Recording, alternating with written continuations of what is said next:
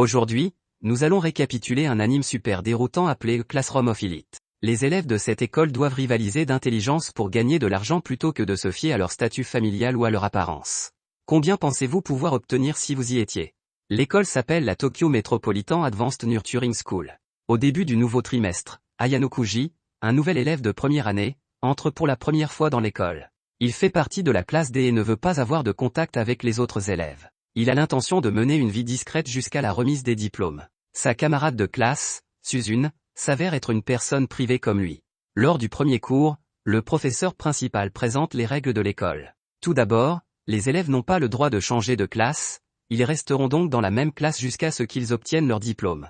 Ensuite, ils n'ont pas le droit de quitter l'école et doivent rendre leur téléphone. Il est également interdit d'entrer en contact avec des personnes extérieures. Mais ils peuvent utiliser un téléphone spécifique fourni par l'école pour communiquer. En outre, l'école dispose de toutes sortes d'installations de vie et de divertissement. Le premier jour de chaque mois, les élèves peuvent recevoir des points, et un point équivaut à un yen, avec lequel ils peuvent acheter n'importe quoi. Après que le professeur principal a présenté les règles, chaque élève reçoit 100 000 points. Dès qu'ils reçoivent des points, ils commencent à les gaspiller. Ayano Kuji sent bien que quelque chose ne va pas. Il y a 4 classes dans chaque niveau, et chaque classe compte 25 élèves, soit 300 élèves au total. Si chaque élève reçoit 100 000 par mois, ils coûteront 360 millions par an, ce qui n'est même pas abordable pour le gouvernement. Un mois plus tard, la plupart des étudiants n'ont presque plus de points parce qu'ils ont séché les cours et sont allés dans des lieux de divertissement. Le moment est venu de redonner des points aux élèves, mais ils en obtiennent 0. Les élèves tombent tous dans l'horreur. Le professeur principal leur explique qu'il existe un système de notation strict dans cette école. Chaque classe se voit attribuer 1000 points comme points de classe, et les points attribués à chaque élève sont égaux à leurs points de classe multipliés par 100. Ainsi, chaque élève peut recevoir 100 000 points lorsqu'il entre à l'école pour le premier mois. Mais comme leur mauvais comportement, en particulier l'école buissonnière, est enregistré, tous les points de leur classe sont déduits. Ils ne peuvent obtenir que 0 points ce mois-ci. Chaque classe est classée en fonction de ses points.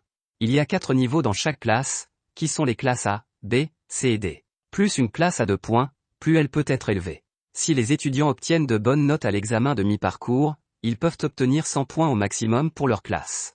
En outre, tout élève qui échoue à l'examen de mi-parcours ou à l'examen final sera renvoyé. Après avoir appris cela, ils se rendent compte qu'il n'y a pas de vie scolaire merveilleuse ici. Pour l'instant, ils ne peuvent vivre qu'en empruntant des points. Heureusement, Ayano Kuji a senti que quelque chose n'allait pas dès le début et il a donc gardé beaucoup de points. Suzune s'efforce d'obtenir la classe A. Elle prend donc l'initiative de demander de l'aide à Ayano Kuji, bien qu'elle n'aime pas avoir des contacts avec d'autres élèves. Ayano Kuji ne sait pas pourquoi elle persiste jusqu'à ce qu'un soir, Ayano Kuji entende une conversation secrète entre Suzune et le président du conseil des élèves. Il s'avère qu'ils sont frères et sœurs et que Suzune veut être aussi excellente que son frère en étant dans la classe A. Après avoir appris cela, Ayano Kuji promet d'aider Suzune à atteindre son objectif. Il pense qu'il n'y aura pas de grands changements dans l'examen de mi-parcours chaque année. Si les élèves peuvent mémoriser les épreuves des années précédentes, ils obtiendront sûrement de bonnes notes. Avec la plus belle fille de la classe, Kusida, il peut facilement acheter les copies de l'examen de mi-parcours de l'année dernière à un élève de terminale au prix de 15 000 points.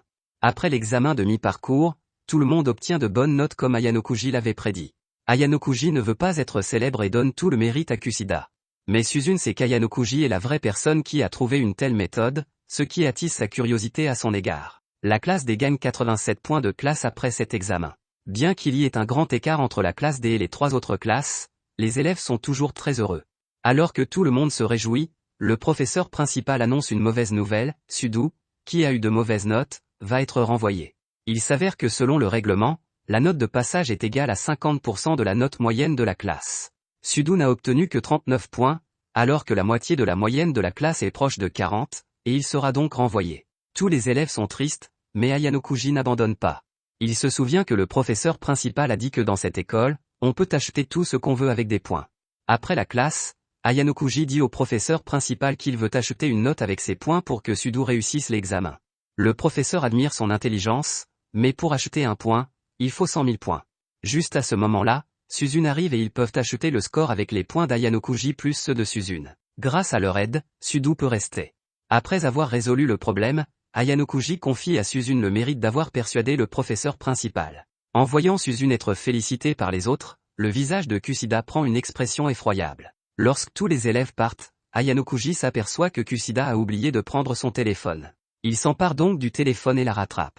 Il voit alors Kusida, Une fille douce et belle dans la vie de tous les jours, maudire Suzune de façon insensée en direction d'une balustrade. Malheureusement, un son soudain provenant du téléphone de Kushida révèle l'emplacement d'Ayano Kuji. Kushida le menace de garder le secret, ou elle dira aux autres qu'il l'a harcelé, puis met sa main sur son sein pour laisser son empreinte digitale comme preuve. Après avoir conclu un accord, Kushida redevient une douce beauté. Ayano Kuji ne sait plus très bien quelle est la vraie personnalité de Kushida. Un autre problème survient dans la classe D. Sudo est accusé d'avoir blessé 3 élèves de la classe C. Si c'est vrai, il doit être expulsé à nouveau. Sudo soutient que ce sont les 3 élèves qui l'ont frappé en premier, et qu'il essayait juste de se défendre. Mais son tempérament rend ses propos peu convaincants. Afin de ne pas affecter les points de la classe D et d'éviter le renvoi de Sudo, Kushida demande à ses camarades de classe de chercher des témoins, mais ils n'obtiennent rien après une journée bien remplie. À ce moment-là, Suzune dit qu'elle a remarqué qu'une des filles de la classe, Sakura, avait la tête baissée lorsque Kushida a appelé à l'aide. Elle suppose que Sakura est le témoin. Il retrouve alors Sakura, mais malheureusement, elle ne veut pas témoigner et casse accidentellement son appareil photo en s'enfuyant. Quand Ayano Kuji et Kushida vont réparer la caméra avec Sakura, ils remarquent que Sakura a une sérieuse phobie sociale. Ayano Kuji parle donc au greffier à la place de Sakura, ce qui la touche. Au lieu de forcer Sakura à témoigner, Ayano Kuji veut qu'elle suive son cœur et fasse un choix. Le jour du procès de Sudo arrive bientôt. Sakura est impressionnée par Ayano Kuji et décide de témoigner. Elle a en effet vu Sudo se faire provoquer par 3 élèves de la classe C, et a même été menacée de violence avant qu'il ne les frappe. Elle a filmé tout le processus à ce moment-là. Mais Sakura n'ose pas le révéler car elle est aussi blogueuse et publie souvent des photos sexy sur internet. Si elle montre les preuves, son identité secrète risque d'être dévoilée.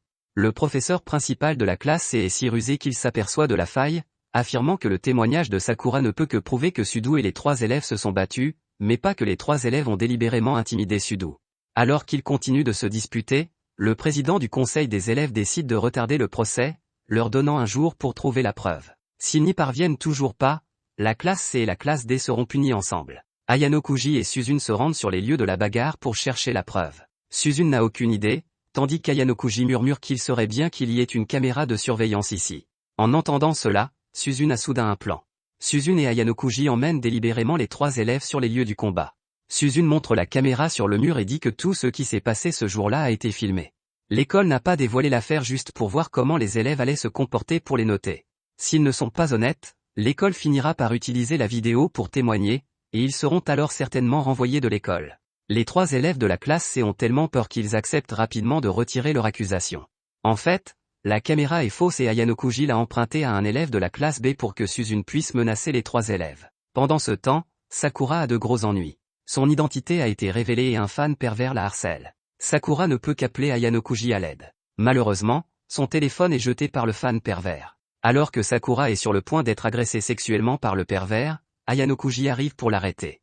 Il s'avère qu'en réalisant que Sakura était en danger, Ayano Kuji l'a retrouvée grâce à la localisation du téléphone portable de Sakura. Le pervers s'avère être l'employé du magasin de réparation d'appareils photo. Finalement, Ayano Kuji demande aux gardes de l'arrêter. Le patron de la classe C, Ryuan, se met en colère parce que les 3 étudiants ont soudainement retiré leur accusation. En fait, cet incident est un stratagème de Ryuan, qui pensait briser l'esprit de la classe D. Mais il a échoué. Le président du conseil étudiant pense qu'Ayano Kuji doit jouer un rôle important dans la résolution de ce problème et il admire beaucoup Ayano Kuji. Il l'invitait donc à rejoindre la direction du conseil des élèves, mais Ayano Kuji refuse car cela ne l'intéresse pas. Pendant ce temps, le professeur principal appelle Suzune sur le toit, voulant savoir qui a trouvé le moyen de faire retirer l'accusation aux 3 élèves. En fait, le professeur sait déjà qu'il s'agit d'Ayano Kuji, mais Suzune ne veut pas le dire. Le professeur ne peut donc que lui rappeler d'en savoir plus sur Ayano Kuji si elle s'efforce d'obtenir la classe A, ce qui la rend encore plus curieuse à son sujet. Les vacances d'été arrivent bientôt. Un jour, Suzune reçoit un appel d'Ayano Kuji.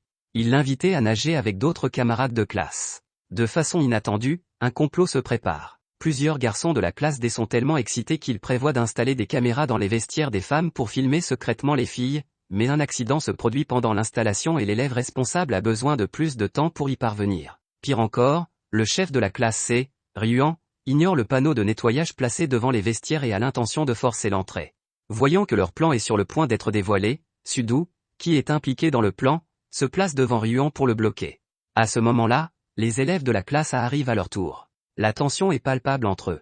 Le président du conseil des élèves s'aperçoit que quelque chose ne va pas et se précipite sur les lieux pour maintenir l'ordre. De plus en plus de personnes se rassemblent devant le vestiaire. C'est alors que Suzune, debout sur le plongeoir, crie que la classe D deviendra définitivement la classe A, ce qui attire l'attention de tous et permet à l'élève qui a installé la caméra de s'enfuir. C'est Ayanokuji qui est à l'origine de ce plan.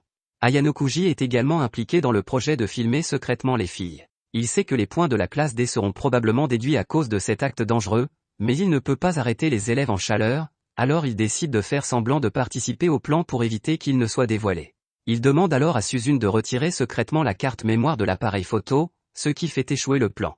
Après la levée de la crise, Ayanokuji et ses camarades de classe s'amusent dans la piscine. Quelques jours plus tard, l'école organise une croisière de luxe pour les élèves de première année.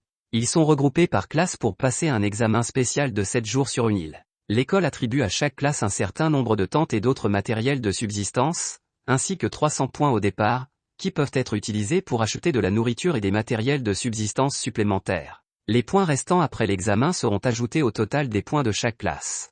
Si un étudiant se retire de l'examen pour quelque raison que ce soit après le début de celui-ci, 30 points lui seront directement déduits. Il existe également quelques règles particulières. L'école a aménagé de nombreuses places fortes pour aider les élèves à vivre sur l'île. L'occupation d'une place forte permet d'obtenir un point bonus, qui peut être ajouté au point de la classe, mais ne peut pas être utilisé pour acheter des fournitures. Chaque classe doit élire un chef pour posséder la carte de chef qui lui permettra d'occuper la place forte. Toutes les classes ne peuvent pas changer de chef à volonté. Plus important encore, après l'examen, chaque classe peut deviner le chef des autres classes. 50 points seront directement attribués à la classe ayant obtenu la bonne réponse, sinon 50 points seront déduits. En même temps, si le chef d'une classe est deviné par une autre, 50 points seront retirés à la classe. Par conséquent, chaque classe doit cacher le chef. Après leur arrivée sur l'île, les élèves de la classe D n'achètent que quelques fournitures nécessaires afin de minimiser la consommation de points. L'objectif principal de la classe D est maintenant de trouver une base sur laquelle atterrir. Ayanokuji, Sakura et un autre élève sont assignés à un même groupe, mais le coéquipier disparaît rapidement, sans qu'Ayanokuji et Sakura ne puissent le suivre. Ayanokuji ne peut partir qu'avec Sakura. Peu après, il trouve 2 élèves de la classe à l'extérieur d'une grotte fortifiée et l'un d'eux a la carte de leader en main. Pour ne pas être découvert, Ayanokuji se cache dans l'obscurité avec Sakura. Dans les bras d'Ayanokuji, Sakura rougit. Les autres élèves de la classe D trouvent une forteresse au bord d'une rivière, afin de ne pas avoir à se soucier de l'eau. Après avoir confirmé la place forte, ils choisissent Suzune comme chef de la classe D. Le soir, plusieurs élèves partent en groupe à la recherche de nourriture et de bois de chauffage. Ayanokuji aperçoit par hasard une jeune fille en détresse qui a été expulsée de la classe C. Au même moment, il remarque une bande de tissu blanc sur un arbre, comme une marque. Lorsque les élèves de la classe D voient la jeune fille, ils décident de l'aider en la plaçant dans leur forteresse. C'est alors qu'une mauvaise nouvelle arrive, l'élève du groupe d'Ayanokuji a quitté l'examen. Les autres élèves sont très en colère car 30 points seront retirés à la classe D. Les élèves se ressaisissent et envoient Ayanokuji et quelques élèves à la recherche d'autres classes. Les élèves de la classe B sont sympathiques, et ils ont également accueilli un élève qui a été expulsé de la classe C, tandis que la classe A se cache mystérieusement dans une grotte et semble avoir des secrets. Enfin, ils trouvent la classe C. Ryuan semble se soucier très peu de cet examen, dépensant tous les points pour acheter de la nourriture et du matériel de divertissement et ayant l'intention de s'amuser sur cette île avant d'abandonner l'examen.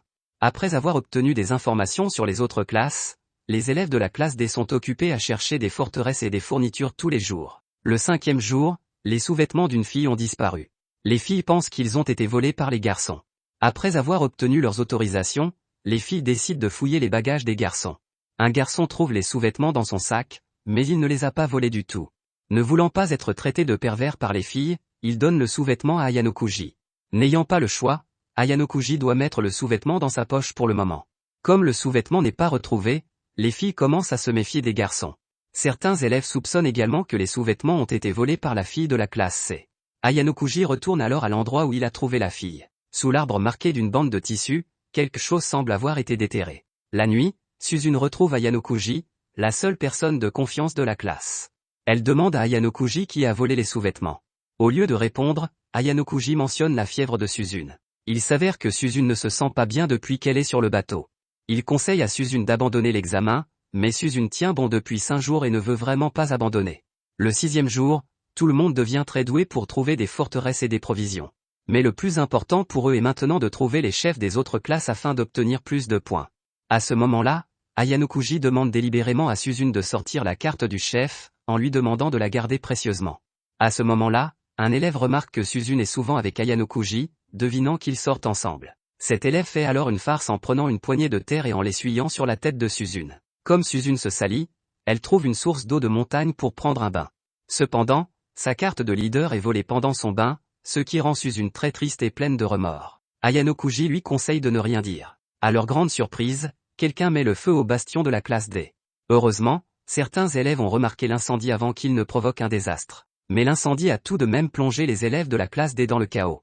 C'est alors que Kushida remarque que la fille de la classe C a disparu et Suzune se lance à sa poursuite. La fille semble faire exprès d'attendre Suzune. Lorsque Suzune la voit, elle se demande immédiatement si c'est elle qui a mis le feu et qui a volé la carte de leader. La fille prend la carte de chef sans se cacher, ce qui provoque une violente bagarre entre elles. Malheureusement, Suzune est malade et n'est pas à la hauteur de la jeune fille. La fille veut battre Suzune parce qu'elle n'a pas mis le feu. D'après les paroles de Suzune, la fille devine que l'incident a probablement été déclenché par son complice, puis elle s'en va avec soulagement. Alors, qui a vraiment mis le feu?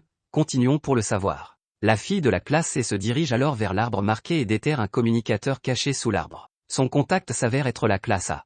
Il semble que la classe A et la classe C aient passé une sorte de marché. Ensuite, Ayano Kuji retrouve Suzune. La défaite lors de la bataille et la perte de la carte de commandement ont complètement épuisé Suzune. Elle travaille dur pour être promue en classe A et obtenir l'approbation de son frère. Constatant que l'état de Suzune empire, Ayano Kuji la confie au professeur principal. Finalement, Suzune se retire de l'examen. Quant à Ayano Kuji, le professeur lui demande simplement s'il est capable de passer l'examen. Ayano Kuji répond simplement pas de problème. Le jour J arrive bientôt. Le professeur réunit tous les élèves et annonce le résultat de l'examen. C'est alors que Ryuan, qui aurait dû se retirer de l'examen, apparaît soudainement. Il s'avère qu'il se cachait sur l'île et que c'est lui qui avait volé les sous-vêtements des filles de la classe D. Et chasser la fille de la classe C était aussi un jeu qu'il avait monté avec cette fille. Il s'avère que la classe A et la classe C ont secrètement formé une alliance pour faire face à la classe B et à la classe D. Mais bientôt, un tournant dramatique se produit. La classe C faisait seulement semblant de coopérer avec la classe A. Ryuan a connu le chef de la classe A en soudoyant l'un de ses élèves. Grâce à la fille recueillie par la classe D, il a appris à connaître le chef de la classe D. Et il a également appris à connaître le chef de la classe B grâce à la même astuce. Ainsi, même s'il a dépensé tous les points de la classe C, il est sûr qu'ils peuvent encore remporter la première place de cet examen s'ils désignent correctement les chefs des autres classes. Cependant, lorsque le professeur annonce les résultats, la classe C obtient un 0 et se retrouve à la 4e place. La classe A suit à la 3e place avec 120 points. La classe B obtient 140 points et arrive en 2e position. Contre toute attente, la première place revient à la classe D, qui obtient 225 points. Les élèves de la classe D se réjouissent de leur victoire. Suzune demande à Ayano Kuji ce qui s'est réellement passé. Il est temps de révéler la réponse. Ayano Kuji a deviné que la fille de la classe C était une espionne dès le premier jour où elle est venue dans la classe D. Il a donc délibérément cassé l'appareil photo de cette fille, puis a demandé à Suzune de retirer la carte de leader devant la fille. Sans appareil photo, la fille n'avait aucun moyen de prendre des photos pour confirmer que Suzune était la chef, et elle ne pouvait donc que penser à un autre moyen. Ayano Kuji a demandé à ses camarades de classe de salir Suzune, afin que la fille saisisse l'occasion de voler la carte de leader pendant le bain de Suzune. De plus, l'incendie de la forteresse était un piège tendu par Ayano Kuji pour que la jeune fille s'échappe. La jeune fille ne s'en est pas rendue compte et a cru que c'était Ryuan qui l'avait fait pour l'aider à s'enfuir. De plus en plus malade, Suzune a quitté l'examen, ce qui a permis à Ayano Kuji de changer de chef. Finalement, il devient le chef, et les autres classes devinent la mauvaise personne. Ayano Kuji se méfie de la fille car lorsqu'il est allé en éclaireur dans la classe et plus tôt, il a vu un communicateur sur la table lorsque Ryuan a déclaré qu'il allait quitter l'examen. Ensuite, Ayano Kuji a remarqué le même communicateur sous l'arbre marqué par la bande de tissu blanc. Il a vite compris que Ryuan était toujours sur l'île et qu'il devait être le chef de la classe C. Quant à la classe A, bien qu'Ayano Kuji ait vu l'un des élèves sortir de la forteresse avec une carte de chef, il a pensé que la classe A était si prudente qu'elle n'occuperait pas une forteresse lorsqu'elle serait remarquée. Il a donc jugé que tout ce que la classe A faisait en dehors de la grotte était faux. Le chef de la classe A ne peut être que l'élève le plus populaire de sa classe. Enfin, il y a la classe B. Il y avait déjà un espion de la classe C dans leur forteresse, donc beaucoup de leurs points seront sûrement déduits lorsque leur chef sera deviné par la classe C. Par conséquent, Ayano Kuji avait l'intention de former une alliance avec la classe B et a renoncé à deviner leur chef. En fin de compte, les stratagèmes d'Ayano Kuji ont permis à la classe D d'obtenir la première place de l'examen. À ce moment-là, les élèves de la classe D viennent remercier Suzune de les avoir amenés à la première place, ce qui signifie qu'Ayano Kuji lui en redonne le mérite. À la fin de l'histoire, Suzune demande à Ayano Kuji pourquoi il reste toujours derrière le succès et lui en donne le mérite. Il lui explique que c'est son ami et qu'il veut qu'elle sache ce qu'est un ami. Influencé par Ayano Kuji, Suzune commence à faire confiance à ses amis, exprimant sa gratitude à Ayanokuji. Mais en réalité, la pensée d'Ayanokuji est totalement différente de ce qu'il vient de dire. Peu importe Suzune ou Kushida, tous les compagnons sont ses outils. Ceux qui se sacrifient au cours du processus ne le concernent pas, tant qu'il peut remporter la victoire finale. C'est ainsi que se termine la première saison. Ayanokuji semble être l'élève le plus intelligent de l'école. Mais sa noirceur intérieure est peut-être la raison pour laquelle il a été assigné à la classe D. Comment Ayanokuji va-t-il mener la classe D à renverser la table contre la classe A? Merci d'aimer et de vous abonner.